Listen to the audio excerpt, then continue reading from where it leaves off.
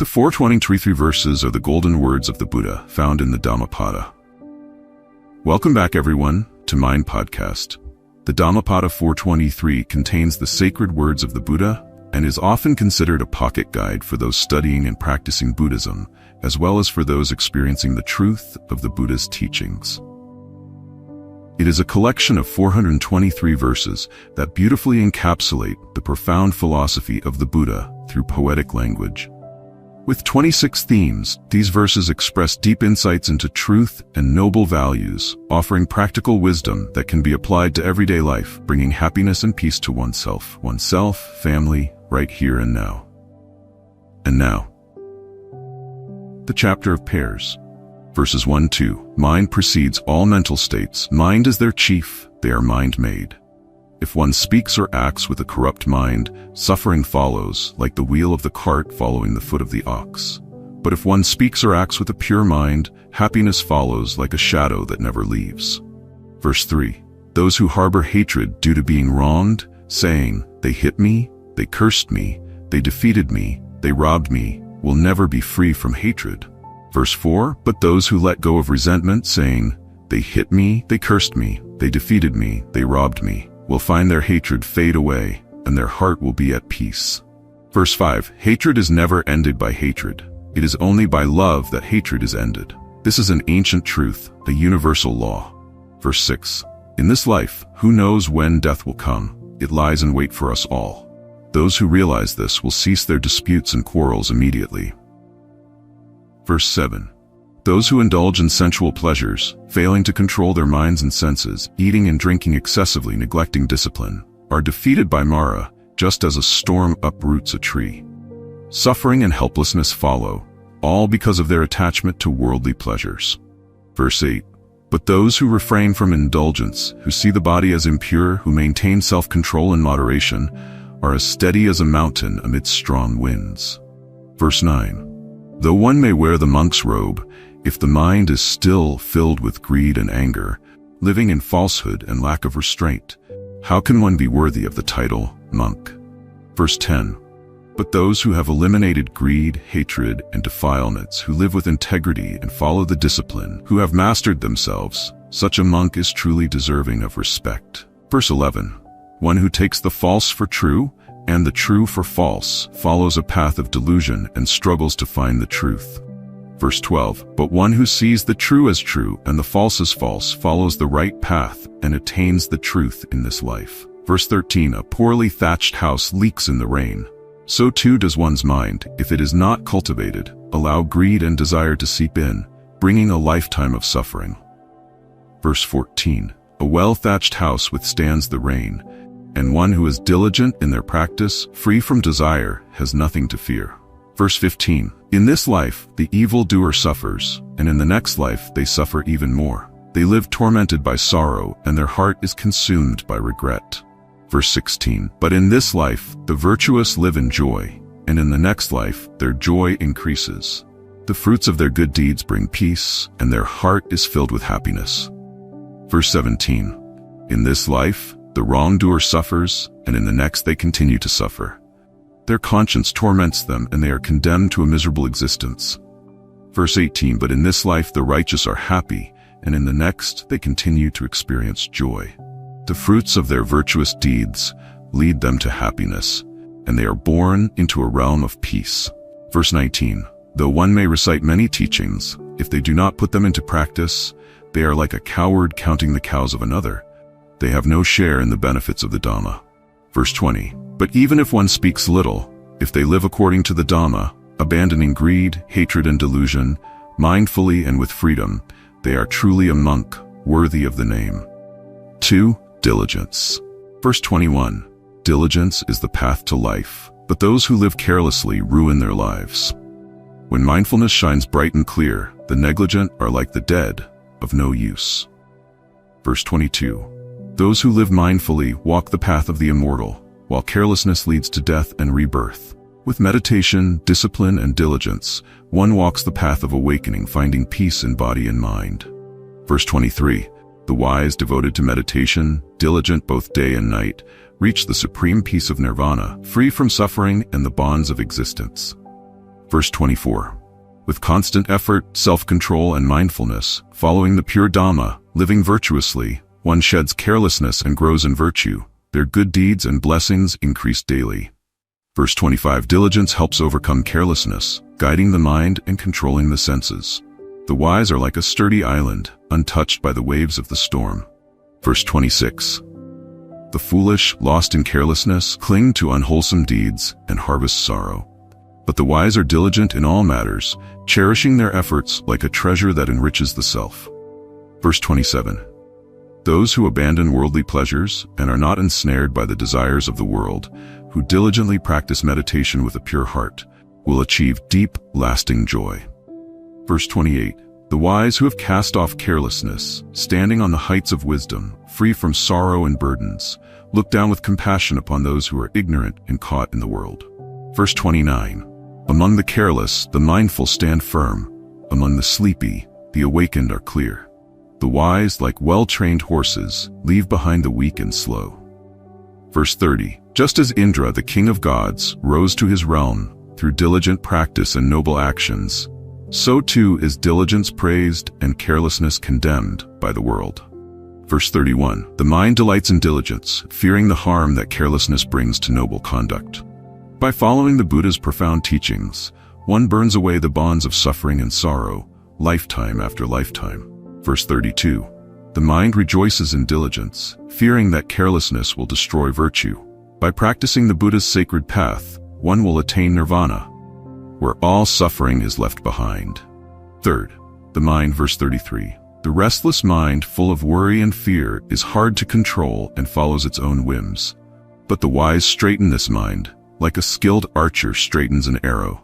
Verse 34. Like fish thrown from their watery home, struggling to return to the source, so too does the mind struggle in its practice, determined to break free from the traps of Mara. Verse 35. The undisciplined mind jumps from one thing to another, like a monkey leaping from branch to branch, chasing pleasures in villages and towns. Blessed are those who master their mind, keeping it still and serene for lasting peace. Verse 36. The subtle mind is difficult to see and grasp, darting about, chasing after desires. But the wise gain control of their mind, filling the world with inner joy and peace. Verse 37. One need not run to distant places, nor hide in caves or become invisible. It is better to tame the mind here and now, breaking free from the bondage of Mara's army. Verse 38. For those whose minds are unsettled, the profound Dhamma is difficult to grasp. When faith is shaky and unsure, the light of wisdom struggles to shine. Verse 39. But when the mind is free from attachment and desire, letting go of hatred, envy, and greed, transcending the dualities of good and evil, one becomes awakened, no longer troubled by sorrow. Verse 40. The body, made of 5 aggregates, is fragile like pottery, but guard the mind as a fortified city. Wield the sword of wisdom to cut through ignorance and defeat Mara's army, not for glory, but for freedom. Verse 41. This body, subject to impermanence, will soon lie lifeless in a coffin. When the mind has departed, the body is as useless as a broken log. Verse 42. Though enemies may harm one another, and foes take revenge on their foes, there is no enemy greater than a wicked mind, which can sink one into suffering for countless lifetimes.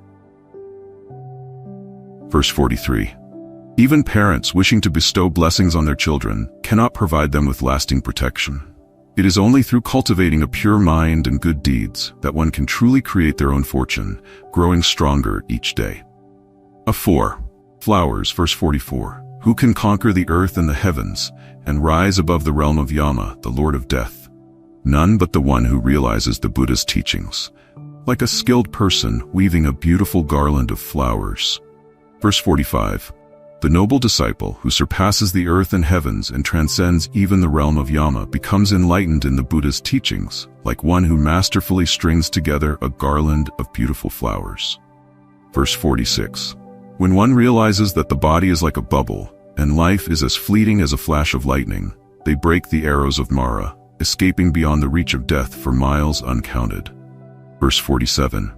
Those who are intoxicated by sensual pleasures are caught by death, swept away, like a sleeping village is carried away by a sudden flood in the night. Verse 48. Those who gather the flowers of sensual pleasure, entangled and attached, unable to let go, before their thirst for pleasure is satisfied, are taken by death with no room for negotiation. Verse 49. Just as a bee gathers nectar from a flower without harming its color or fragrance, so too does the wise one move through the world, benefiting others without causing harm. Verse 50. Do not focus on the faults of others, nor on what they have or have not done. Instead, look at your own actions, considering whether they are pure or impure, intentional or unintentional. Verse 51. Like a beautiful flower, vibrant in color but lacking fragrance, so too are fine words that are spoken but not lived. They are empty and of little value. Verse 52. But like a beautiful flower, rich in both color and fragrance, so too are fine words that are lived out in action. Such words bear abundant fruit. Verse 53. Just as one can weave many garlands from a heap of flowers, so too can one gather much merit from the virtuous deeds they perform while living in this world. Verse 54. The fragrance of flowers like jasmine or sandalwood does not travel against the wind, but the fragrance of a virtuous person spreads far and wide even against the wind. Verse 55. The fragrance of sandalwood and jasmine is faint, but the fragrance of virtue is supreme. No flower's scent can compare to the scent of one living in virtue. Verse 56. The fragrance of flowers may be subtle, and even sandalwood may not last long, but the fragrance of a virtuous person is carried high by the wind, filling the skies. Verse 57. Those who live in virtue, guarding their mind and body with discipline, attain true liberation and wisdom. Mara's armies cannot find their path. Verse 58. In a dirty and polluted road, a lotus flower blooms, spreading its sweet fragrance. So too, in a world filled with ignorance and suffering, the wise one shines forth with compassion and wisdom. Verse 59. Verse 59. Among the masses, many are lost in suffering, blinded by desire and unaware of the truth. But there is one who follows the Buddha's path, radiating wisdom and spiritual understanding. The fool. Verse 60. Restless and troubled is the one who cannot sleep, like a traveler weary from a long, exhausting journey. The fool who ignores the Dhamma wanders in the cycle of birth and death, never finding a way out. Verse 61. In life, if you cannot find a wise companion who is better or equal to yourself, do not associate with fools, lest you be trapped in suffering and misery. Verse 62. The fool clings to the idea of my children, my wealth, thinking, these are mine. Yet suffering follows those who cling, for the wise know that I is not truly I. Verse 63. The fool who knows they are a fool has a chance to grow in wisdom, but the fool who thinks they are wise is the greatest fool of all. Verse 64. Though a fool may sit beside the wise, they will not grasp the true Dhamma. Like a spoon does not taste the flavor of the soup, no matter how long it stays in the bowl. Verse 65. But when the fool learns from the wise and understands the Buddha's teachings, they are like the tongue that tastes the flavor of the soup, savoring the sweet taste of wisdom. Verse 66. The fool neglects to practice the Dhamma. Their selfishness becomes their own worst enemy. They abandon virtuous deeds, and the fruits of their evil actions cling to them throughout their life. Verse 67. Without regret for their wrongful deeds, the fool follows their habitual ways, but one day they will weep in sorrow when the bitter fruits of their actions ripen. Verse 68. When a good deed is done, regret does not follow. Even if no one recognizes it, the doer is filled with joy and contentment, for the blessings of their actions will bear fruit. Verse 69. When a foolish act has not yet brought its result, the fool may think it is sweet like honey. But when the consequences ripen, suffering and sorrow overtake them day and night. Verse 70. Even if one practices austerities for years, standing on one leg, eating little and sleeping less, it cannot compare to the merit gained by understanding the truth of dependent origination. Verse 71. The consequences of evil deeds may not ripen right away, just as fresh milk takes time to curdle, but they silently follow the wrongdoer, like a fire smoldering under a bed of ashes. Verse 72. The fool obsessed with fame and illusions lives in constant suffering, day and night. Their fortune fades over time as their mind remains trapped in pain and confusion. Verse 73. Craving for recognition, the fool seeks status, wanting to sit in front of the assembly of monks. They strive for power, even over the abbot, desiring the respect and fear of others. Verse 74. Fools deceive both lay people and monks, claiming to be the creators of important works. Driven by arrogance and ambition, they are ensnared by their own foolish pride. Verse 75. The path of worldly attachment leads back to worldly suffering, while the path of nirvana leads to liberation.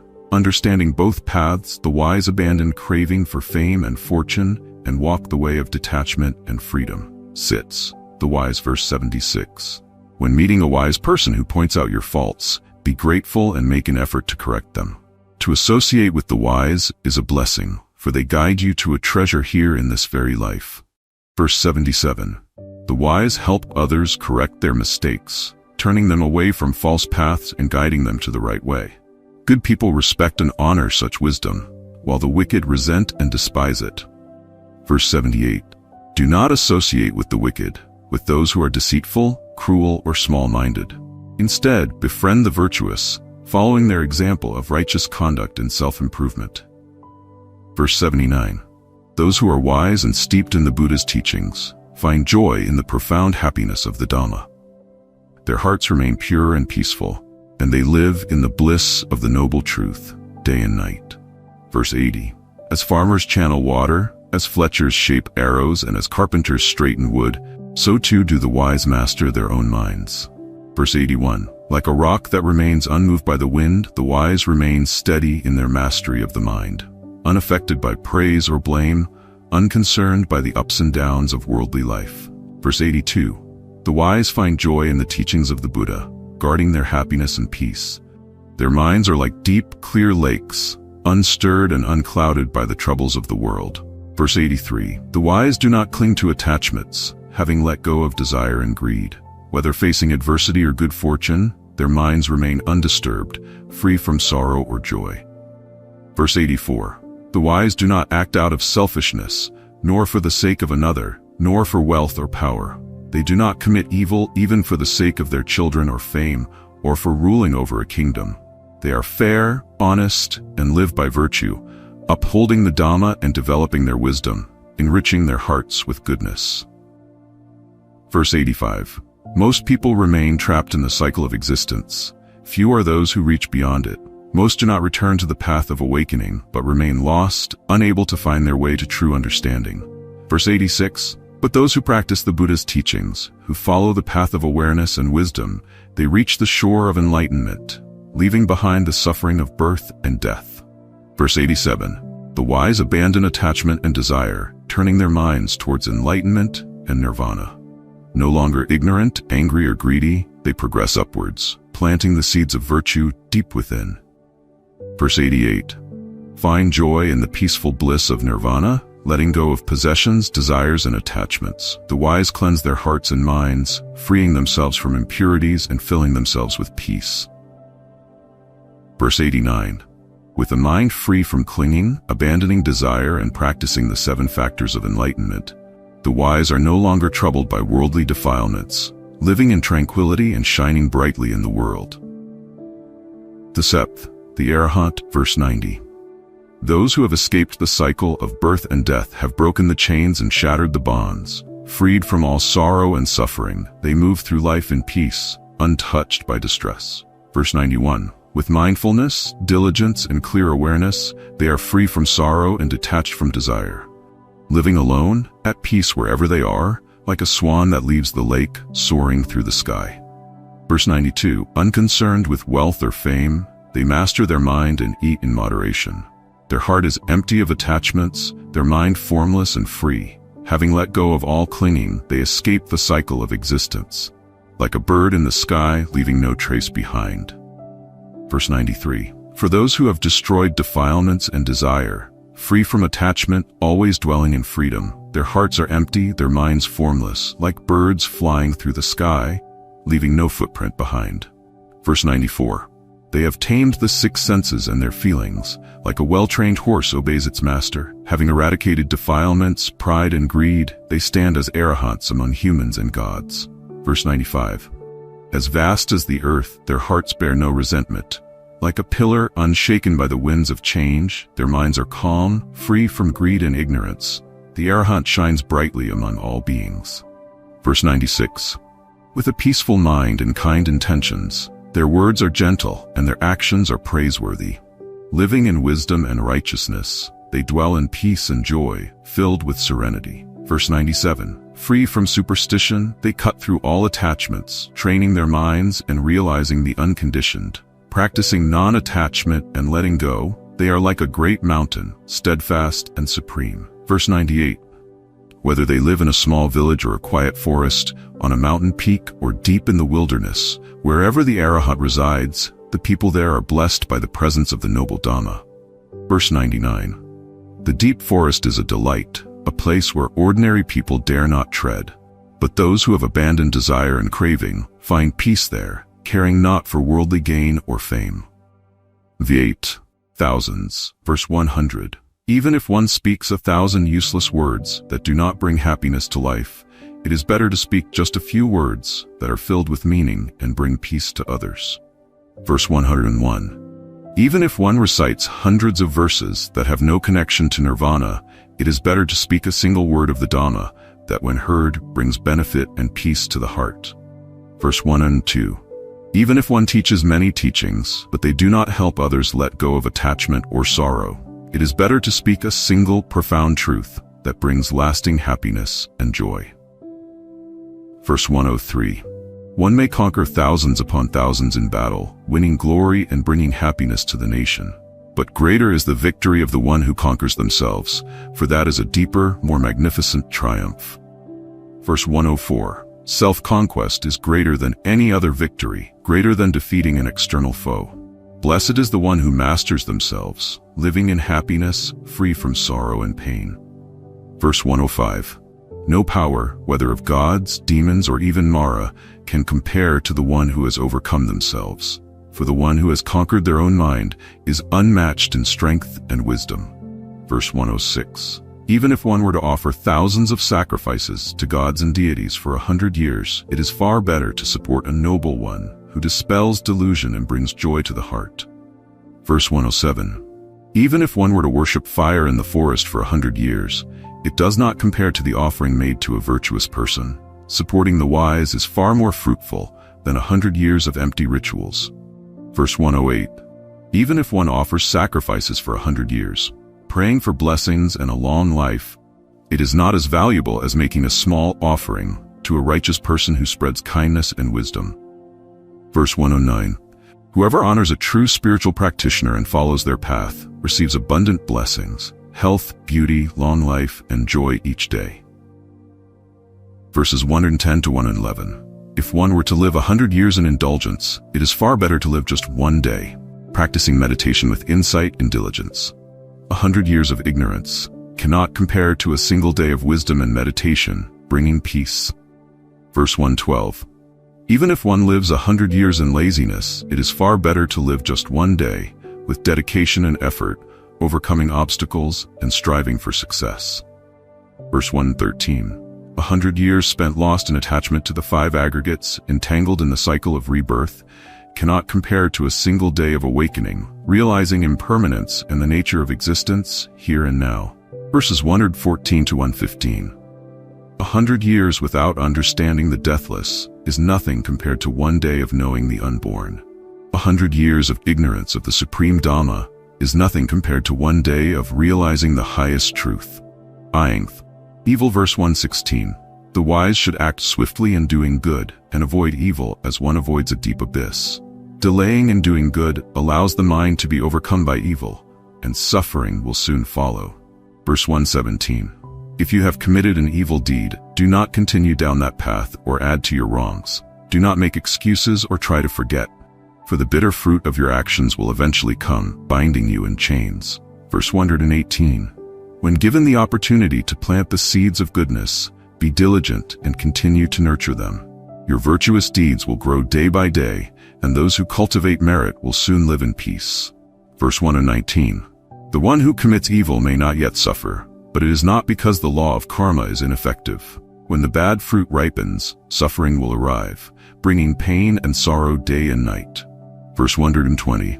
When someone does good, yet no benefit has come, it is because the fruit of good deeds has not yet ripened.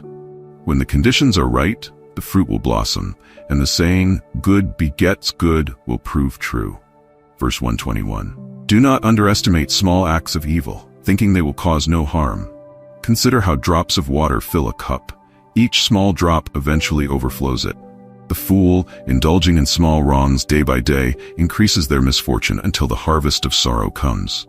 Verse 122. Do not disregard small acts of goodness, thinking they do not matter. Just as a cup is filled by tiny drops of water, so too do small acts of goodness lead to a life as bright as the stars. Verse 123. The wise avoid poisonous substances, just as a cautious merchant avoids dangerous roads. The wise person governs their actions, staying clear of evil and walking the safe path. Verse 124. A clean hand holding poison will not be harmed by it. Similarly, a person who is pure in heart does not suffer from the harm caused by evil deeds. Verse 125. If someone harms a virtuous person, it is like sending dust against the wind. The suffering they inflict will come back to them, for evil rebounds on the wrongdoer. Verse 126. The virtuous are born into happiness, while the wicked are born into sorrowful realms. Those who live with goodness rise to heavenly realms, and those who are supremely virtuous reach nirvana. Verse 127. Even if you fly high in the sky or dive deep into the ocean, even if you hide in a cave, you cannot escape the consequences of the evil you have done. Verse 128. Even if you soar high in the sky or swim in the deepest ocean, even if you hide in a cave, death will always follow you. You cannot escape it. X. Punishment. Verse 129. All living beings fear death. They fear violence, harm, and suffering. Recognizing the impermanence of life, one should neither harm nor kill others. Verse 130. All beings wish for peace, happiness, and survival. Recognizing the value of life, one should not cause death or harm to others. Verse 131. If someone seeks blessings but uses weapons and violence to kill living beings, they cannot find peace or happiness. In this life and the next, suffering will be their own doing. Verse 132. If one seeks blessings and refrains from harming others, cultivating love and compassion for all creatures, they will live in peace and joy in this life and the next. Verse 133. When a person speaks harsh and hurtful words, and another responds with bitterness and anger, suffering comes to both, for nothing is gained through conflict and retaliation. Verse 134. But if one remains mindful and silent, like a broken bell that makes no sound, their heart remains calm, and they are free from hatred, moving toward nirvana. Verse 135. Just as a herdsman drives cattle to pasture and brings them home in the evening, so too do aging and death drive all living beings through the cycle of life. Verse 136. The ignorant commit harmful deeds, unaware of the consequences they create. Like a fire burning through the mind, these actions lead to suffering and torment. Verses 137 to 140. For those who strike and harm others with weapons or violence, there are 10 possible outcomes. First, they suffer from pain and agony. Second, they face calamity. Third, they endure bodily injury. Fourth, they lose their intelligence and become forgetful. Fifth, they suffer legal troubles and persecution. Sixth, they are falsely accused and misunderstood. Seventh, their family is divided. Eighth, their wealth is destroyed. Ninth, they are afflicted by fire or poverty. And 10th, after death, they are reborn as animals. Verse 141. Living naked, fasting, or enduring hardship, unwashed and disheveled, cannot purify the heart if doubt and ignorance still remain. Verse 142. True adornment comes from inner peace, from mastering the mind, living with virtue, and showing compassion. Those who embody these qualities are like monks, as noble as the highest heavens. Verse 143. Rare are those who are truly mindful, who guard their actions, feel shame, and follow their conscience. Like a skilled horse that needs no whip, they live without the need for punishment. Verse 144. Just as a fine horse needs no whip, so too should one live with courage, diligence, and mindfulness. Through faith, virtue, and meditation, one follows the path of truth, guided by the Dhamma. Verse 145. Just as a skilled water worker channels water, and a fletcher shapes arrows and a carpenter planes wood, so too does the wise person shape their own mind day and night. Set, old age. Verse 146. Why laugh, why seek joy, when the fires of desire are burning the world away?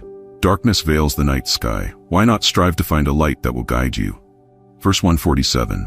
The body appears vibrant and full of life, but inside it is just a bundle of wounds. Why cling to it with attachment and sorrow? The body is impermanent, fragile, and fleeting. Verse 148, soon the body will age and decay, becoming a vessel of disease and suffering. It is a temporary collection of parts, and death will end it, leading to rebirth in the cycle of existence. Verse 149, this body, pale like a white dove, will soon be discarded like a gourd in the autumn. When death comes, the corpse is repulsive. What joy is there in clinging to this body? Verse 150, the body is like an ancient city, built of bones with blood and sinews, holding within it old age, death, and disease.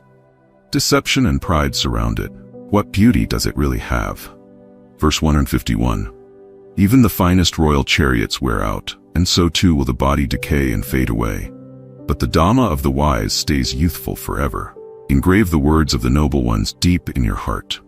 Verse 152, if one is young but unlearned and grows old without gaining wisdom, they are no different from a large, strong ox, big in body but empty of mind, like a shadow in the dark. Verses 153 to 154, for many lifetimes I wandered through the cycle of existence, seeking the builder of this body. Again and again I searched but could not find him, endlessly bound in the suffering of rebirth and death. But now I have found the builder. You shall not build another house for me. I have broken the beams, the roof is shattered, I have realized nirvana. Desire, craving, and clinging have been extinguished. Verse 155, in youth, if one neglects virtue and does not learn to care for themselves, when old age arrives, they will face hardship, like a lonely heron waiting by a dried-up pond with no fish in sight. Verse 156, the one who, in their youth, fails to cultivate virtue, learns no trade and earns no wealth. When old age comes, they will live in regret, mourning their past, sighing with sorrow. The Twet, the Self. Verse 157, one who values themselves should guard their own mind, with careful attention both day and night. The wise always protect themselves, staying mindful and clear in heart and mind. Verse 158, the wise establish themselves firmly first, mastering their own mind and body with truth. Then they teach and guide others, living as an example admired by the world. Verse 159, only after completing one's own practice can one properly guide and educate others. Master yourself, body and mind, and offer the mirror of good character and virtue to others. Verse 160, the wise rely on themselves for strength, not seeking support from anyone else. How fortunate to control your own mind. There is no greater achievement in this world. Verse 161, evil deeds are created by oneself, born from the mind. Who else is there to blame? Evil actions crush the wrongdoer, like a diamond breaking a common stone. Verse 162, like a parasite that destroys the tree it clings to, those who live without integrity, with poor conduct and careless virtue, bring ruin upon themselves, delighting their enemies. Verse 163, doing harm requires no skill, causing pain to oneself is easy, but doing good, truly righteous deeds is difficult, bringing benefit to oneself and the world. Verse 164, the fool who holds wrong views and slanders the profound teachings of the arahants harms themselves like a bamboo plant dying, as soon as it bears fruit, bringing its own end. Verse 165, all evil actions are self-created, leading to suffering and misfortune. But when we do good today, the fruits of joy and peace will follow soon after. Understand that purity or impurity comes from the mind and heart within. Relying on others will not lead to success, and blaming others for our mistakes is pointless. Verse 166, though we may serve and help others, never forget to also benefit yourself. Commit to learning the highest truths and aim for liberation until the goal is reached. The world. Verse 167, the wise should not hold on to wrong views, nor live carelessly, driven by base desires. Do not prolong unwholesome actions, for doing so will keep you trapped in the cycle of birth and death.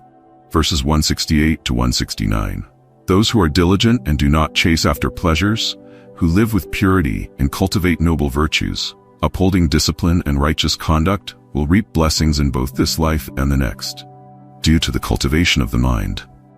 Verse 170, reflect deeply on the fleeting nature of worldly life.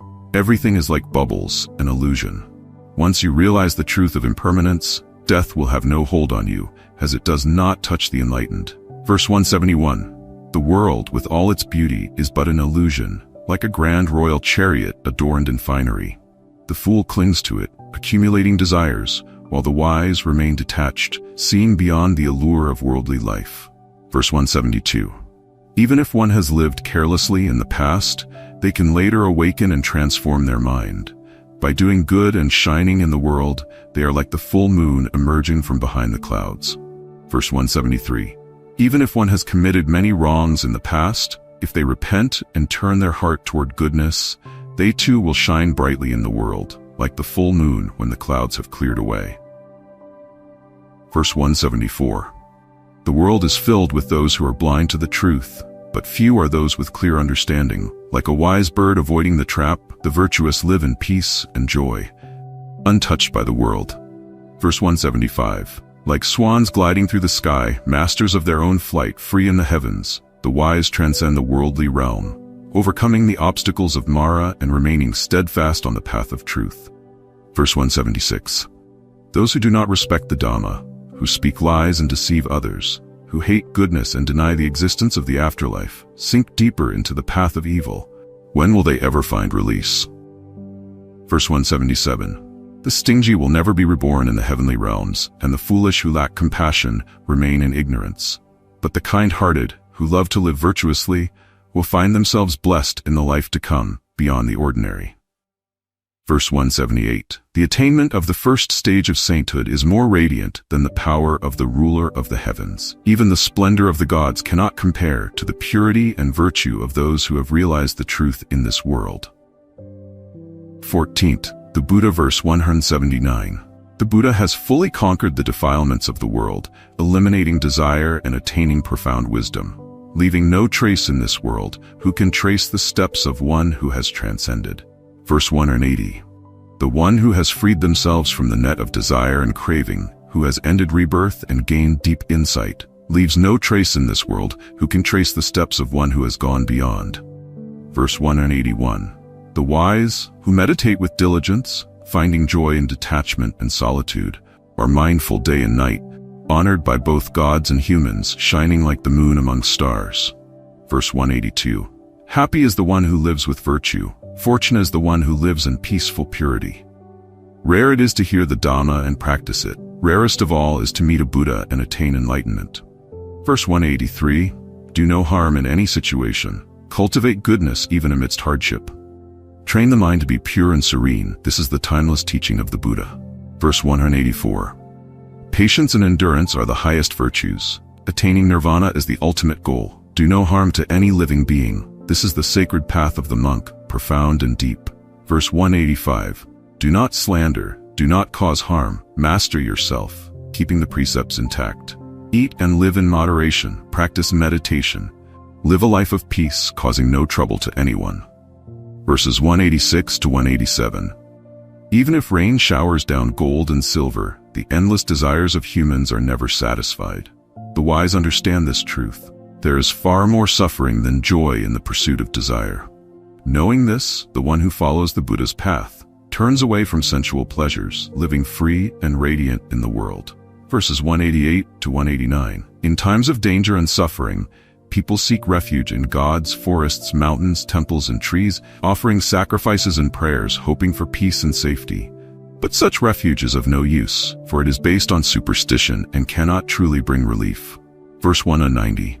The true refuge is found in the three jewels, the Buddha, the Dhamma, and the Sangha, rare and precious. In difficult times, they are the true sanctuary, and by following the Four Noble Truths, one escapes suffering. Verse 191. Recognize suffering and the cause of suffering, realize nirvana, and follow the Noble Eightfold Path. This leads to peace, freeing one from all misery and sorrow in the world. Verse 192. Taking refuge in the three jewels brings great blessings, filling the heart with peace and joy. The wise find their eternal refuge here, saying farewell to suffering, and living in ease. Verse 193. A wise person who cultivates virtue and integrity is rare to find in this world. Wherever such a person resides, that community is blessed with happiness and peace. Verse 194. How fortunate it is when a Buddha appears, when the Dhamma spreads its wisdom across the land, when the Sangha lives in harmony, and the four assemblies of disciples find joy in their practice. Verse 195. Honor and respect those who were. Happiness, verse 97. Happy indeed is living among those who are full of hatred, while remaining peaceful, free from anger. Blessed is living among the bitter and resentful, without harboring resentment, with a calm heart.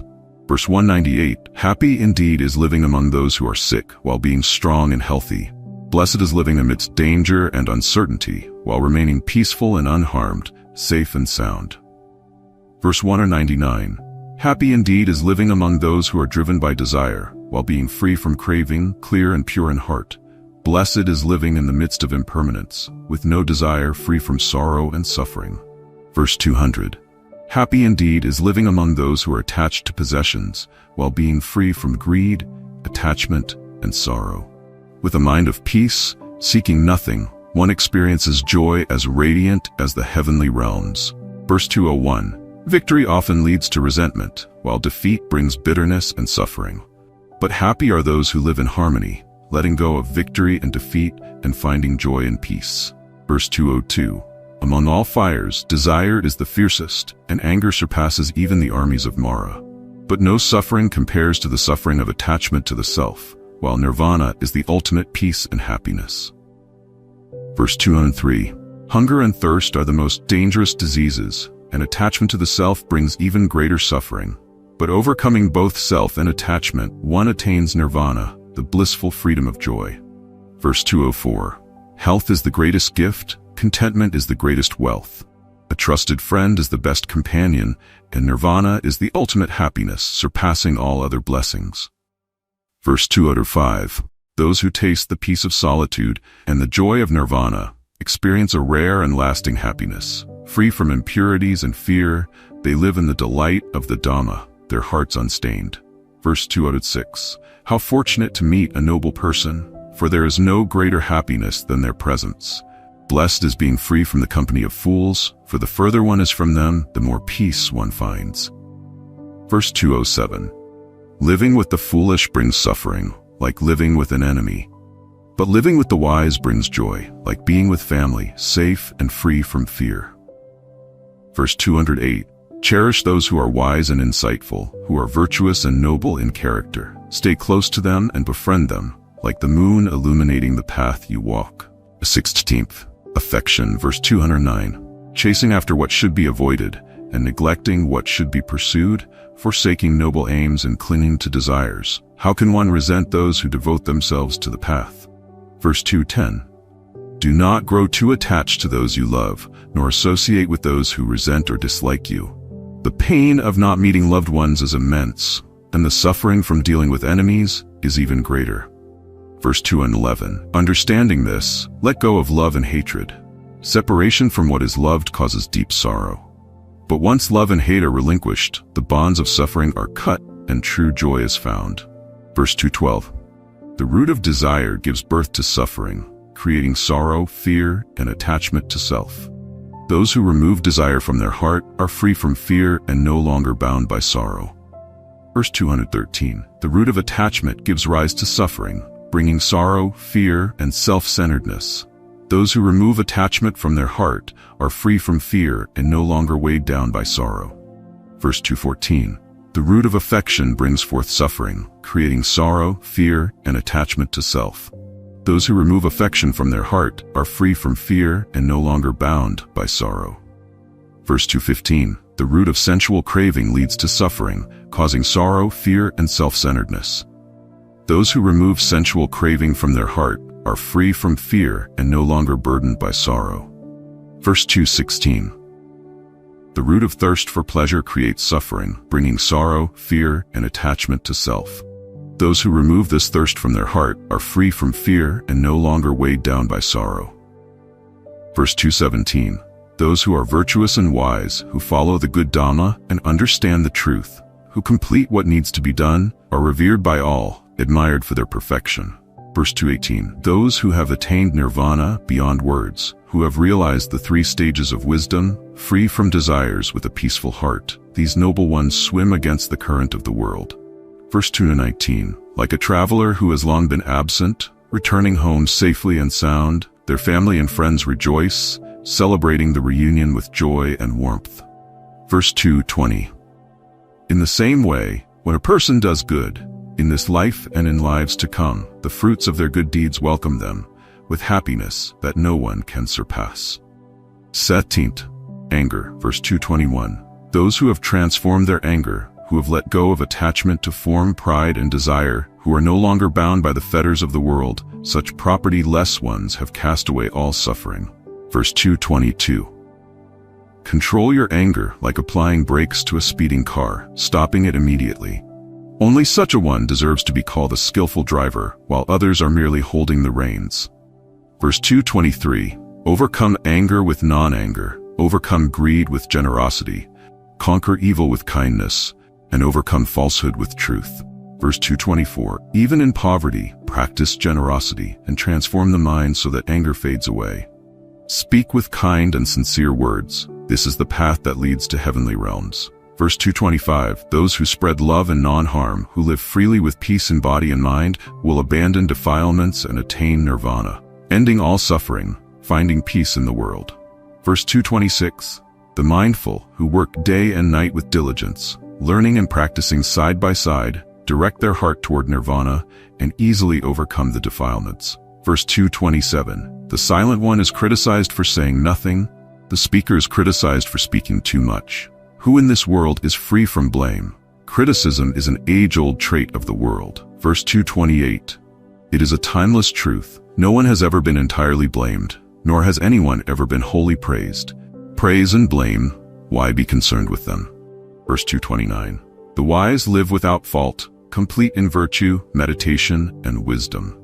Those who examine them impartially honor and respect the true practitioner. Verse 230. The one who keeps their virtue pure, like gleaming gold, devoted to their practice with lofty conduct, is worthy of praise from the world. Even Brahma would offer words of admiration. Verse 231. Master the body, and do not give in to anger. Guard the body, and you will live in peace. Refrain from evil actions, and always practice virtuous deeds with diligence. Verse 232. Master your speech, and do not give in to anger. Guard your words, and you will live in peace. Avoid harsh, cruel words, and always speak with kindness and care. Verse 233. Master your mind, and do not give in to anger. Guard your thoughts, and you will live in peace. Keep your mind free from wrong views and harshness, and always think with truth and mindfulness. Verse 234. The wise person controls their body, speech, and mind, guarding all three with great care. With pure actions, kind words, and true thoughts, they are fully disciplined, free from defilement. 18. Impurities. Verse 235. This body will wither like a dying leaf, and death is always waiting nearby. Life is fleeting, uncertain at best, and the journey is long and tiring if unprepared. Verse 236. Build an island of refuge for yourself. Be diligent and practice the path.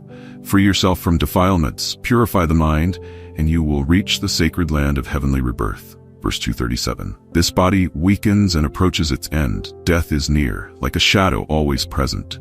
You cannot rest in the middle of the journey, and without preparation, the path will exhaust you. Verse 238.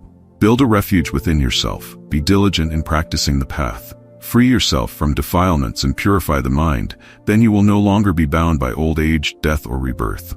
Verse 239. The wise work on their own purification, clearing their minds from all defilements, like a skilled goldsmith refining gold, removing the impurities until only pure gold remains. Verse 240. Rust arises from iron and slowly consumes it. So too do evil deeds consume the wrongdoer. The actions of the wicked bring forth suffering, as they are weighed down by the consequences of their own deeds. Verse 241. A neglected scripture gathers dust, a neglected house falls into ruin. Neglect leads to the decay of beauty, and carelessness destroys those who fail to guard themselves. Verse 242. A lack of chastity taints a woman. Stinginess defiles the act of giving. Evil conduct is the greatest stain, bringing misery in this life and the next. Verse 243. Of all the impurities, ignorance is the greatest, blinding the mind and clouding the heart. But those who study and practice the Dhamma are free from defilements and transcend the cycle of birth and death. Verse 244. It's easy to live shamelessly, acting recklessly, like a crow pecking at a wound. But arrogance and pride bring defilement, leading to discord and suffering. Verse 245. How beautiful is the one who lives with modesty, free from arrogance, at peace with others. They have freed themselves from attachment, keeping their mind clear, truthful, and pure. Verses 246 to 248. Some people kill, steal, lie, indulge in intoxication, and engage in adultery. By doing these things, they dig their own grave, burying themselves in misery and suffering. Therefore, the wise restrain their mind, and by doing so, evil deeds are overcome. Greed and sin are halted, and the endless cycle of suffering is brought to an end. Verse 249. When one gives from a heart filled with generosity or joy, they find happiness in their giving. But those who are envious or resentful cannot find peace or stillness in their hearts. Verse 250. Those who let go of envy and resentment and rejoice in the happiness of others will find peace and joy, even in the midst of life's difficulties. Verse 251. Desire is the fiercest fire. There is no greater attachment than hatred. No net is more entrapping than delusion. And no river is stronger than the currents of craving. Verse 252. It's easy to see the faults of others, to criticize and cast blame. But it's difficult to see one's own faults, as one hides them like a cheat concealing a bad hand in a game. Verse 253. Those who are quick to criticize others, often filled with arrogance and judgment, will find their own mental suffering increasing. How can such a mind ever find peace? Verse 254. There are no traces left in the sky, and outside the Buddha's path it is hard to find a true monk. The world loves to argue and debate, but the Buddha, in his peace, remains beyond victory and defeat. Verse 255. There are no traces left in the sky, and outside the Buddha's path it is hard to find a true monk. All things conditioned are subject to change, but the Buddha remains unmoved in perfect peace. The righteous. Verse 256. The righteous one is the true standard, not ruled by tyranny or extremism. The wise act with fairness and clarity, knowing right from wrong without error. Verse 257. The righteous one is a person of wisdom, living justly and guiding others with fairness. They are free from tyranny and self-interest, living by the law, uplifting the world. Verse 258. The wise are not necessarily those who know much, or speak of many things in the world. They are free from hatred and fear of others, living in peace, radiating virtue and truth. Verse 259. It is not through many words that one upholds the law, but by following the path with unwavering practice. They live by the Dhamma, free from indulgence, deeply committed to the golden path of truth. Verse 260. One is not a true elder because of gray hair, or because they have lived many years. If their virtue and wisdom are shallow, they are merely old in age, not in wisdom. Verse 261. The true elder understands the Four Noble Truths, has mastery over the senses, wisdom and truth. Free from impurities and with a pure mind, such an elder is worthy of respect in this life. Verse 262. It is not beauty or eloquence that makes someone virtuous or righteous. One who is free from selfishness and envy, and who has abandoned arrogance, is truly a noble person. Verse 263. The virtuous person has conquered greed, anger, and delusion, the roots of suffering. They possess clear wisdom and radiant virtues, overflowing with the noble Dhamma. Verse 264. A monk is not defined by a shaved head. It is through practicing the path and overcoming desire that one is truly a monk, living a life of integrity and truth. Verse 265. Those who have transformed both great and small evils, who have conquered greed and anger, who are free from harmful actions and purified in mind, are monks who deserve the highest respect. Verse 266. A monk is not simply a beggar with a bowl, wandering and asking for food. A true monk is one who understands the Dhamma, with complete virtue and shining wisdom. Verse 267. The true monk goes beyond notions of good and evil, living with virtuous conduct and clarity. Using wisdom as their guide, they see the true nature of all things, full of the Dhamma. Verse 268. Merely staying silent without wisdom does not make one a sage. The wise quickly choose the right path, and their happiness leads all good actions. Verse 269. The true sage understands both the present and the future, and eliminates evil actions today. Such a one is worthy to be called a noble disciple of the Buddha, deep in their practice. Verse 270. The noble ones do not harm or kill, neither human beings nor animals. With a heart full of compassion, they extend love to all living beings, sentient and insentient. Verses 271-272. It is not merely by keeping rules and precepts or by learning much that one reaches liberation. It is not by advanced meditation or living alone in seclusion. One cannot claim enlightenment or true freedom until all impurities have been eradicated. Only then is the practice complete. XX. The path, verse 273. The Noble Eightfold Path is the only path. The Four Noble Truths are the highest truth. Abandoning craving leads to the wondrous fruit, and the one who gains insight walks the path firmly. Verse 274. There is no other path than the Noble Eightfold Path that leads to wisdom, liberation, and purity. Follow this path with diligence, and all defilements and the armies of Mara will be defeated. Verse 275. When you follow the righteous path, suffering ends, all obstacles and afflictions are easily overcome. The Buddha has clearly shown the way. By walking it, wisdom grows and rebirth ceases. Verse 276. Practice diligently and without ceasing. The Buddha is the guide who shows the way. With meditation and focused effort, you will overcome the net of desire and the traps of Mara. Verse 277. With wisdom, observe the world carefully. All conditioned things are impermanent. By understanding this, you end suffering and walk freely along the path of joy and peace. Verse 278. With wisdom, observe the world carefully. All conditioned things bring suffering. By understanding this, sorrow and misfortune end, and the pure path of the Dhamma brings peace. Verse 279. With wisdom, observe everything. All conditioned things are without self. By understanding this, suffering dissolves, and the golden path of happiness is realized in this very moment. Verse 280. If you make no effort when it is needed, if you are lazy and careless in youth, desiring comfort and avoiding hardship, how will you ever find the path to wisdom? Verse 281. Guard your mind and avoid unwholesome deeds. Speak truthfully and live with integrity. Protect the three doors of action, body, speech, and mind, and you will follow the path taught by the noble ones. Verse 282. Meditation strengthens wisdom quickly, revealing the paths of birth and death. With diligence, work on yourself, sharpening your insight and reaching the highest goal. Verse 283. Desire is like a forest, thick and consuming. It fills the mind with fear and sorrow. Cut down the forest of craving entirely and walk the serene path of freedom. Verse 284. As long as one is entangled in the bonds of lust, it is difficult to master the mind. Like a calf tethered to its mother, the mind remains bound and cannot move freely. Verse 285. Break the bonds of attachment, just as one would break the stem of a lotus.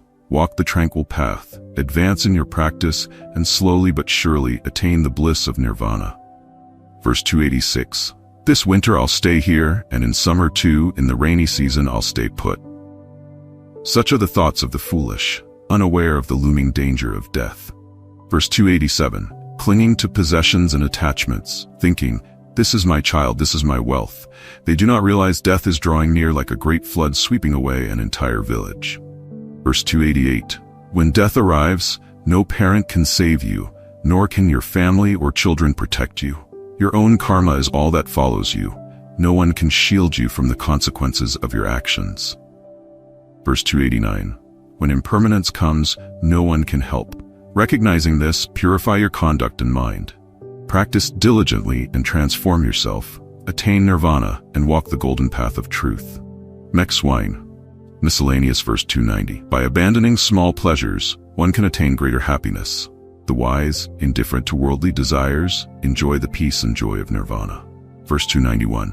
Those who bring suffering to others, yet wish for peace themselves, will find it impossible to escape the conflict that their hatred brings into their lives.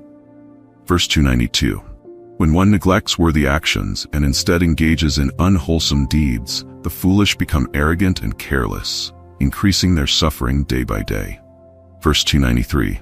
Contemplate the body as conditioned and impure. Diligently do what must be done. With mindfulness and a disciplined mind, all defilements and impurities will be eliminated. Verse 294. Kill the mother of attachment and the father of pride, and destroy the two kings of wrong views, eternalism and nihilism. Eradicate the 12 realms and desires, then the ascetic becomes truly free from sorrow. Verse 295. Kill the mother of attachment and the father of pride, and destroy the two kings of wrong views, eternalism and nihilism. Eliminate the false twin leaders of doubt, and the ascetic is free from all suffering. Verse 296. Buddha's disciples remain awake day and night, meditating on the Buddha's 10 virtues, mastering their body and mind with consistent mindfulness and effort. Verse 297. Buddha's disciples remain awake day and night, meditating on the Dhamma's 5 virtues, mastering their body and mind with consistent mindfulness and effort. Verse 298. Buddha's disciples remain awake day and night, meditating on the virtues of the Sangha, mastering their body and mind with consistent mindfulness and effort. Verse 299. Buddha's disciples remain awake day and night, contemplating the body's impurity and conditioned nature, mastering their body and mind with consistent mindfulness and effort. Verse 300. Buddha's disciples remain awake day and night, practicing compassion and non-harm to all beings, mastering their body and mind, delighting in non-violence with consistent mindfulness and effort. Verse 301. Buddha's disciples remain awake day and night, meditating to transform greed and anger, mastering their body and mind with consistent mindfulness and effort. Verse 302. How wonderful it is to live a true monastic life, free from the suffering of household life. Yet it is sad when friends do not understand, drowning in the endless cycle of sorrow and rebirth. Verse 303. Those with faith and perfect virtue increase their honor and spiritual wealth. Wherever they go, they are respected and honored by all, near and far. Verse 304. Even from a distance, the virtuous shine bright, like a snow-capped mountain in the distance. But the wicked, even when close, are unseen, like arrows lost in the darkness of night. Verse 305. The solitary path, free from attachment, is not lonely nor filled with sorrow. Sitting, standing, walking, or lying down in silence, the deep forest is peaceful and the heart is at rest. True 2. Hell. Verse 306. Those who lie and speak falsehoods, twisting the truth, deceiving others, denying their wrongs, and living immorally, will fall into the torment of hell after death. Verse 307. Those who wear the monk's robe as a disguise, living recklessly without upholding virtue, their evil actions will bear fruit, and after death they will descend into hell. Verse 308. It is better to swallow a burning iron ball than to live without virtue, feeding on offerings given in faith, unable to bear the karmic consequences of such actions. Verse 309. 4 misfortunes await the adulterer: restless sleep, bad luck, public shame, and eventually being led down the wrong path to fall into the suffering of hell. Verse 310. Those who are unfaithful are plagued by worry, living in constant anxiety with little joy. They risk falling under the weight of the law, while a faithful marriage brings blessings and honor. Verse 311. Holding a blade of grass improperly brings harm, just as living without virtue leads to misery. Monks who lack discipline and moral conduct will fall into the torment of hell, their fate uncertain.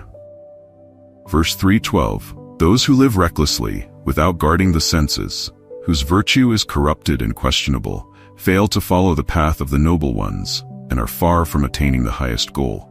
Verse 313. What must be done should be done with firm resolve, with all of one's effort and dedication. A monk who strays and causes disharmony in the Sangha loses trust and casts confusion like a cloud of dust. Verse 314. One should avoid all evil and harmful deeds, for their consequences bring only pain and suffering. Instead, sow the seeds of goodness, and you will find peace, free from regret. Verse 315. Like a well-guarded fortress, protect your body and mind from recklessness. Without practicing the Dhamma, one is swept away by the tides of the world, falling into suffering. Verse 316. What is shameless brings guilt and remorse, while what is right seems burdensome. How can this be? Living with wrong views brings only suffering, leading to the depths of hell and endless torment. Verse 317. Fear arises where there should be none, and yet what is truly fearsome is ignored. How can this be? Living with wrong views brings only suffering, leading to the depths of hell and endless torment. Verse 318. Blaming others when there is no fault, and excusing oneself when guilty. How can this be? Living with wrong views brings only suffering, leading to the depths of hell and endless torment. Verse 319. When there is fault, acknowledge it as such, and where there is no fault, say so clearly. Living with right view brings peace and ease, and after death, one is reborn in the heavenly realms. The elephant, verse 320. like a battle elephant charging into the fray, enduring arrows and attacks without retreat. One who is practiced in mindfulness and self-control endures insults with calm, letting them go with ease. Verse 321. Elephants and noble horses are chosen by kings for royal processions and great assemblies. But among humans the wise stand out, patiently enduring the slander of wicked people. Verse 3-22. Like purebred horses and majestic elephants, or a great elephant with tusks of gleaming white, those who have mastered themselves, living in virtue, are the noblest of beings. Verse 323. It is not by riding fine horses or grand elephants that one attains nirvana. Only those who conquer themselves easily reach the ultimate goal of liberation. Verse 324. The elephant Taiho is fierce and difficult to tame, sweating and restless in the heat of desire. Kept in captivity, he neither eats nor drinks, longing for the freedom of the elephant forest. Verse 325. Those who are lazy, seeking only comfort, eating and sleeping excessively, are like fattened pigs, stuck in the endless cycle of birth and death. Verse 326. In the past my mind wandered without restraint, chasing after pleasures and desires, but now I have mastered my mind, like a skilled elephant trainer holding the reins. Verse 327. Rejoice in mindfulness, free from carelessness. Guard your mind and live in wakefulness. Break free from the chains of attachment, like an elephant freeing itself from the muddy swamp. Verse 328. When you find wise and virtuous companions, live and walk with them in joy and harmony. Together you can overcome all obstacles and live mindfully, finding peace and happiness. Verse 329. But if you cannot find a wise and virtuous friend, it is better to live alone, like a king who leaves behind a fallen kingdom, or an elephant roaming freely in the forest. Verse 330. It is better to live alone, content and peaceful, practicing virtue, than to be surrounded by fools. Live free from sorrow like an elephant in the deep woods. Verse 331. True happiness comes from having the right companions, but greater still is the happiness of being content with little. Blessed is the one who, at the end of life, dies with a heart full of virtue, leaving suffering behind, entering nirvana. Verse 332. True happiness is caring for one's parents, greater still is honoring monks and holy people. Blessed is reverence for the wise, and great is the joy of practicing mindfulness here and now. Verse 333. True happiness is growing old with virtue. Greater still is the happiness of profound wisdom. Blessed is the one who holds firm faith and deep understanding, and even greater is the happiness of abandoning evil and unwholesome ways. Aintat 14, craving. Verse 334. Those who live carelessly and indulge in desire allow their cravings to grow like creeping vines. From life to life, they jump from branch to branch, like a monkey seeking fruit in the forest. Verse 335. Those who live within the three realms, bound by craving and desire, find their suffering and unhappiness increasing, like rainwater causing weeds to overrun a field. Verse 336. But those who live within the three realms and have overcome the bonds of craving, their sorrow and suffering disappear, like water falling off a lotus leaf. Verse 337. Dear disciple, the Buddha teaches, uproot the roots of craving and attachment, crush the power of Mara, like a flood sweeping away reeds. Verse 338. Even when a tree is cut, if the root remains, it will sprout again, growing strong once more. So it is with latent craving, hard to let go, which continues to bring suffering, birth after birth. Verse 339. The 36 streams of craving flow, carrying people away into attachment and longing. These cravings, born of false views, drag beings into the endless cycle of suffering. Verse 340. Craving flows around everywhere, like a vine clinging to a tree, but with the sword of wisdom, cut it off. Sever the vine of craving here and now. Verse 341. Those who are obsessed with sensual pleasures cannot find peace or happiness. But those who abandon craving will end birth, old age, and all suffering. Verse 342. Those entangled in the pursuit of pleasure struggle and become trapped like a rabbit caught in a snare, suffering in the endless cycle of birth and death. Verse 343. Those bound by the desire for sensual pleasure flounder like a rabbit trapped in a net. But those who abandon sorrow and longing escape the path of birth and death. Verse 344. Leaving behind the jungle of desire, they fall into the jungle of craving. Those who escape one jungle and enter another are caught in sorrow, bound again by attachments. Verse 345. Iron chains, ropes, and vines can be broken, but the bonds of desire are much harder to cut. Tied to wealth, children, and spouse, they are held tight, unable to break free. Verse 346. Desire is a strong, unyielding bond, binding people to the suffering of existence. But the wise sever these ties, abandoning desire and living free. Verse 347. Those trapped in craving suffer greatly, like a spider caught in its own web. But the wise, having abandoned craving, live joyfully, free from the suffering of the world. Verse 348. Let go of the past, the future, and the present. With wisdom, live free and unburdened. Having crossed to the other shore, one lives beyond the cycle of birth and death. Verse 349. Those driven by wrong thoughts and filled with craving for pleasure bind themselves to the suffering of life, struggling to escape from the cycle of pain. Verse 350. Be mindful and contemplate the impurity of the body. Abandon wrong thoughts and calm the mind. Destroy the bonds of craving and live in peace, free and content. Verse 351. Once the final goal is reached, fear no more. Freed from craving, defilements, and delusion, the arrow of birth and death is removed. This is the last body, and suffering is no more. Verse 352. Freed from craving and attachment, this is the last body. One who speaks with wisdom and kindness, expounding the Dhamma clearly, is truly a wise person, deeply learned. Verse 353. I have mastered the path and understood all things. I am free from defilements, attachment, and craving. All impurities are gone. My insight is clear. I have realized the highest truth without a teacher. Verse 354. A gift of Dhamma surpasses all worldly gifts. The taste of the Dhamma is sweeter than any flavor. The joy of Dhamma is beyond all pleasures. Abandoning craving, one is freed from all suffering. Verse 355. Worldly possessions harm the foolish, who never seek the taste of nirvana. Blinded by attachment to wealth, they harm themselves and others, unable to escape suffering. Verse 356. Just as weeds destroy a well-tended garden, greed and attachment destroy the body. Offer gifts to those free from greed, and your good deeds will yield great merit. Verse 357. Just as weeds destroy a well-tended garden, hatred and anger destroy the body. Offer gifts to those free from hatred, and your good deeds will yield great merit. Verse 358.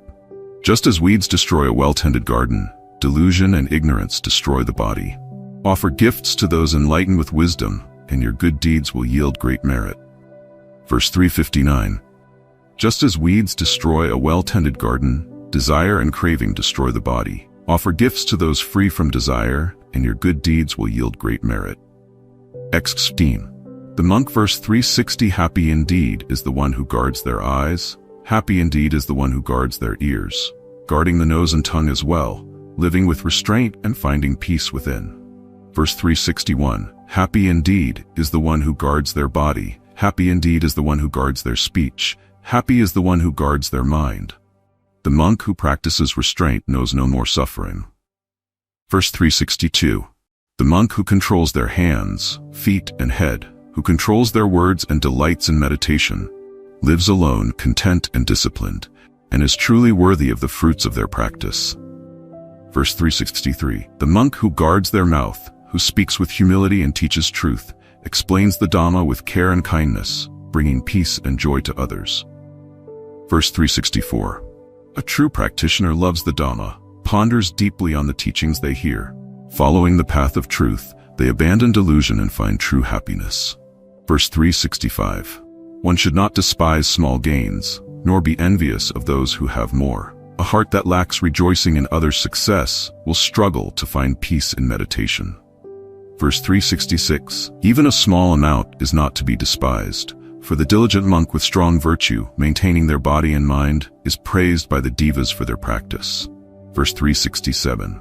A monk who lives without attachment, who is free from the delusion of self and mine, has let go of all possessiveness, and is worthy of being called a true monk. Verse 368. A monk who practices loving kindness and places faith in the profound Dhamma realizes peace and serenity, both inside and outside their practice. Verse 369.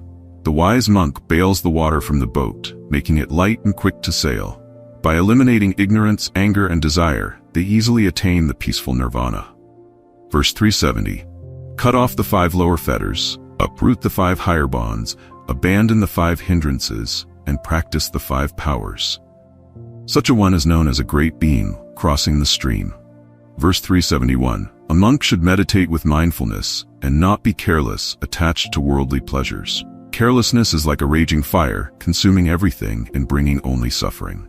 Verse 372. Without wisdom, meditation is impossible, and without meditation, wisdom cannot arise. But for the one who has both deep wisdom and meditation, nirvana is clearly within reach. Verse 373. The monk who lives in solitude, keeping the mind calm and peaceful, observing the Dhamma and practicing meditation, enjoys the supreme happiness beyond worldly pleasures. Verse 374. The mindful one understands the arising and passing of all things, sensation, perception, mental formations, and consciousness. They experience the joy of peace, known to those who have transcended death. Verse 375. The wise live in contentment, guarding their senses and practicing the Dhamma. Diligent and virtuous, they associate with good friends, free from suffering. Verse 376.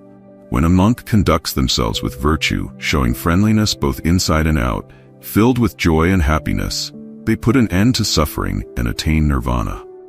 Verse 377. Just as a jasmine plant sheds its withered leaves and grows back green and vibrant, so too does a monk who practices diligently, overcoming desire and anger and flourishing in virtue. Verse 378. The peaceful monk focuses on their practice with a pure body and gentle speech. Diligent in meditation, they renounce worldly concerns and seek the bliss of nirvana. Verse 379. A monk must carefully examine themselves, assessing their conduct and motives. Mindful and diligent, they live in peace, free from sorrow. Verse 380. A monk should be self-reliant, seeking refuge within themselves. By mastering the mind, they walk the path like a trader guiding a well-trained horse. Verse 381. The monk rejoices in their practice, trusting in the taste of the Dhamma. Serene and peaceful, they attain complete joy, as all worldly attachments fade away. Verse 382. Though young in years, a monk who follows the path illuminates the world with their wisdom. Their understanding shines bright, like the moon freed from the clouds. 6. The Brahmin, verse 383. Be diligent, cut off the stream of craving, let go of the pleasures of the world. When all conditioned things are overcome, the Brahmin shines in the state of the unconditioned.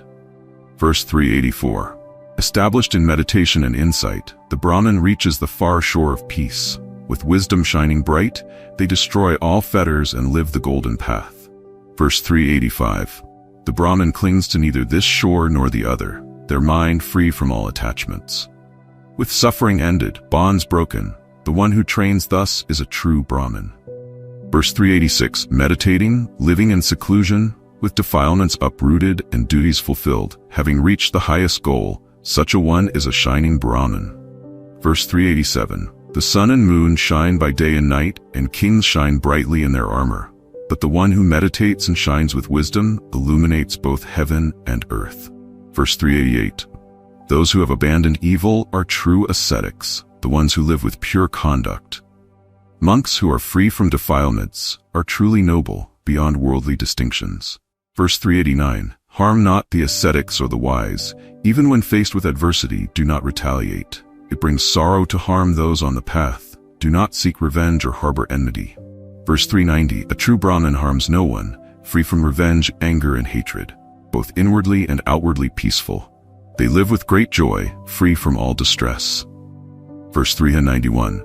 The one who creates no evil in body, speech, or mind, living with pure conduct and action, is truly a wise Brahmin, full of virtue. Verse 392. Grateful are those who recognize their teacher's gift, the guidance to understanding Buddha, Dhamma, and Sangha. With sincere devotion and respect, a Brahmin honors the wise as one would honor sacred fire. Verse 393. One is not a Brahmin by birth or lineage, but by living in truth, mindfulness, and peace. A Brahmin is recognized by their virtue, shining with the light of practice. Verse 394. A so-called Brahmin, busy with external appearances, wears tangled hair or a robe of animal skins. If their mind is still defiled and darkened, they are far from the true path of liberation. Verse 395. Even if thin and gaunt, wearing a patchwork robe, If one practices meditation day and night, they are truly a Brahmin, standing tall like a mountain of virtue. Verse 396. Not by birth is one a true Brahmin, but by being free from defilements. The one whose mind is pure and undefiled, who lives in peace, is a true Brahmin. Verse 397. The Brahmin who has cut all bonds, who is not distressed by gain or loss, who has let go of all attachments, is truly wonderful and wise. Verse 398. The Brahmin who has renounced anger and tamed greed, wrong views and ignorance, has overcome the darkness of delusion and walks the path to enlightenment, free from rebirth. Verse 399. Using patience as their weapon, the Brahmin fights with no ill will, harboring no hatred but with compassion, they conquer anger and live in peace. Verse 400. Free from anger, dutiful, virtuous, their senses fully mastered, always mindful. This is their final body, and such a Brahmin shines with the light of purity. Verse 401. The Brahmin who has let go of all impurities, like water off a lotus leaf, or mustard seed on the tip of a needle, is truly worthy and pure. Verse 402. The Brahmin who has realized the Four Noble Truths, knows the end of suffering and the path to nirvana. Living by the Dhamma, they are free from all craving and attachment. Verse 403. The Brahmin who understands both good and evil and sees the true origin of all things, who has attained deep liberation, is truly wise and deserving of honor. Verse 404. The Brahmin who lives in solitude, free from desires, content and peaceful, like a cloud floating across the sky, enjoys true happiness and freedom from sorrow. Verse 405. The Brahmin who abstains from harming others, whether weak or strong, who neither commands nor coerces, is a true monk, peaceful and wise. Verse 406. The Brahmin who remains friendly amidst hostility, who is gentle even when others are harsh, who stays pure amidst worldly impurities, is truly noble and enlightened. Verse 407. The Brahmin who has conquered all attachment, letting go of hatred, desire and pride, with a mind as pure as a needle's tip, is free and unbound, walking the path of wisdom. Verse 408. The Brahmin who speaks words of kindness, always truthful and beneficial, speaking with compassion and love, is truly a bright example for others. Verse 409. The Brahmin who refrains from stealing, taking only what is given, whether large or small, valuable or not, is truly an example of virtue and wisdom. Verse 410. The Brahmin who has no desire for this life or the next, free from the bonds of worldly existence, is truly liberated and shines with wisdom. Verse 411. The Brahmin who is free from desire, who has great wisdom and no doubt, having attained nirvana, is a true example of liberation. Verse 412. The Brahmin who does not cling to good or evil, living with detachment, free from all bonds, peaceful, free from sorrow, is a true example of a liberated being. Verse 413. Like the moon shining clear, free from clouds, radiant and bright, the Brahmin whose mind is pure and free from defilement has entered the stream of the noble path. Verse 414. Free from craving, clinging and rebirth, having crossed the ocean of suffering, the Brahmin, serene and enlightened, has truly transcended the cycle of birth and death. Verse 415. For the sake of the higher path, leaving home and worldly pleasures, the Brahmin who has renounced all attachment is truly a seeker of liberation. Verse 416. For the sake of the higher path, leaving behind worldly desires, the Brahmin who has abandoned craving is a true seeker of freedom and truth. Verse 417. The Brahmin who is free from all bonds, beyond the realms of humans and gods, unattached, liberated, has entered the stream of the noble path. Verse 418. The Brahmin who has transcended both likes and dislikes, who has overcome the clinging to the five aggregates, is a hero, victorious over defilements and truly worthy of the highest honor. Verse 419. The Brahmin who understands the path of life and death, free from delusion, shining with clarity, having realized the Four Noble Truths, is a true example of one who has attained liberation. Verse 420. The Brahmin who has transcended all existence, unseen by the gods, spirits or mortals, having destroyed all defilements, is truly worthy of the title of a noble one.